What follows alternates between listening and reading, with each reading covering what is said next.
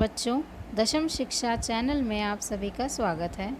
आज हम पढ़ने जा रहे हैं class 10 science chapter 2 acids, bases and salts. इसके इन-टेक्स्ट क्वेश्चन इस वीडियो में कवर होंगे। Question 1, you are given 3 test tubes. The 3 test tubes contain distilled water, acidic solution and the basic solution respectively. There is only red litmus paper available in order to identify what is there in each test tube. How will you find out what is in each of the test tube? आपको सिर्फ एक red litmus paper दिया जाएगा और 3 test tube में अलग अलग चीज़ें भरी हैं। एक में वाटर, एक में एसिडिक सोल्यूशन और एक में बेसिक। रेड लिटमस पेपर क्या क्या चेंजेस अपने आप में करेगा जिससे आप पहचान करेंगे उन तीनों टेस्ट ट्यूब में क्या भरा हुआ है। अगर red litmus paper blue colour में चेंज हो जाता है तो वो सोल्यूशन बेसिक सोल्यूशन है, क्योंकि basic solution turns red litmus in blue.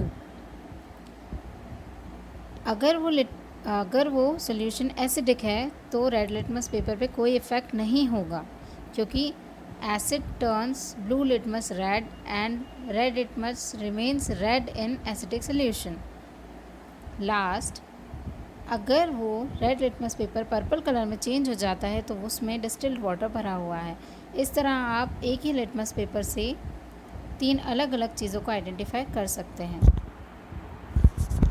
Next, why should curd and sour substance should not be kept in brass and copper vessels. तांबे के बर्तनों में, कॉपर के बर्तनों में कभी भी खट्टे चीज़ों को या फिर दही को नहीं रखना चाहिए। दही में और खट्टे पदार्थों में एसिड होता है और एसिड मेटल से कंबाइन जब हो जाए, एसिड अगर मेटल से मिल जाता है तो एक जहरीला पदार्थ बन जाता है जो कि हमारी हेल्थ को नुकसान कर सकता है। Which gas is usually liberated when an acid reacts with a metal. अगर कोई एसिड मेटल से रिएक्ट होता है तो कौन सी गैस निकलती है? इसका आंसर है हाइड्रोजन गैस निकलती है। सॉल्ट बनता है और हाइड्रोजन गैस निकलती है। Next, metal compound A react with dilute hydrochloric acid to produce effervescence. The gas evolved extinguishes a burning candle with write a balanced chemical equation for the following reactions. देखिए, as metal compound released is calcium chloride, the gas evolved here is CO2. Calcium chloride है तो जो gas होगी वो carbon dioxide होगी, मतलब वो जो मेटल होगा वो कैल्शियम कार्बोनेट होगा। रिएक्शन देखिए, कैल्शियम कार्बोनेट में अगर हम HCl हाइड्रोक्लोरिक एसिड मिलाते हैं तो वो कैल्शियम क्लोराइड बनता है, कार्बन डाइऑक्साइड गैस निकलती है और वाटर फॉर्म होता है। Next, why do HCl, HNO3 etcetera show acidic characters in aqueous solutions while solution of compound like alcohol and glucose do not show acidic character. HCl, HNO3 acidic character show करते हैं मगर alcohol और glucose नहीं, ऐसा क्यों? Hydrogen ion अगर पानी में निकल रहा है, इससे ही आप पता कर सकते हैं कि वो सोल्यूशन एसिडिक है या नहीं है। एसिड सब्सटेंस अगर पानी में मिलते हैं तो हाइड्रोजन गैस निकलती है बुलबुले के रूप में, तो आप समझ सकते हैं कि वो एसिडिक है, और अगर ना निकले तो वो बेस है या फिर सॉल्ट है।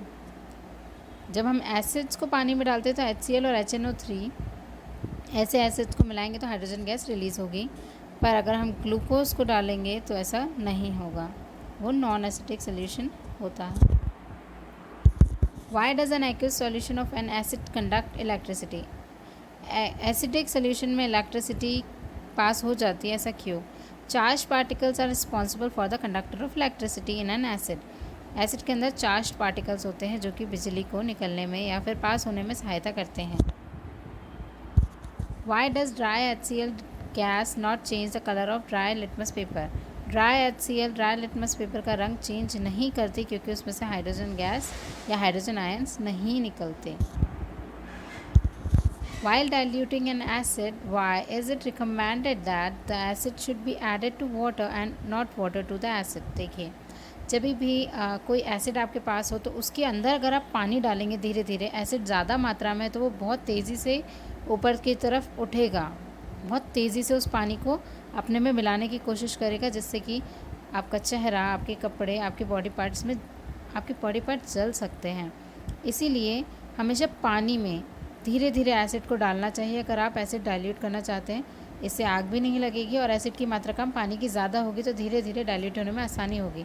पर अगर ज़्यादा एसिड में आप पानी डालेंगे तो वो तेज़ी से ऊपर की ओर उठता है। How is the concentration of hydronium ions affected when a solution of an acid is diluted? Hydronium ion कैसे अफेक्ट करता है अगर हम किसी एसिड सोल्यूशन को डाइल्यूट करते हैं? When acid is added to water, there will be a fixed amount of hydronium present in the fixed volume of solution. If we dilute the solution, hydronium ion per volume of solution decrease. This in turn decrease hydronium concentration in the solution. How is the concentration of hydroxide ion affected when excess base is dissolved in a solution of sodium hydroxide? When base is dissolved in sodium hydroxide solution, its hydroxide ions increase, but it will reach saturation at some point.